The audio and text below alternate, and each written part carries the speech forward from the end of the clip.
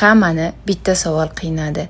Общий joyga moshinka qo'yilsa hamma ishlatadimi deb. Qizlarjonlar, kelinglar bugun men bilan birgalikda stiralniy moshinkani o'rnatamiz. Ko'pchilik istoriyamni kuzatayotganlar biladi, menga stiralniy moshina sovg'a qilishdi. Shu stiralniy moshinani o'rnatish uchun men ozgina pul to'plab bugun o'rnatishni boshladim. Birinchi bo'lib borib plasmas narsalarni 200 mingga olib keldik. Truba har balo. Keyin esa ish haqini berib o'rnatishni boshladim. Abshitda yashayotgan bo'lganimiz uchun общий invalidga qo'yadigan bo'ldim. Chunki boshqa iloji yo'q, xonamizga suv o'rnatmaganmiz.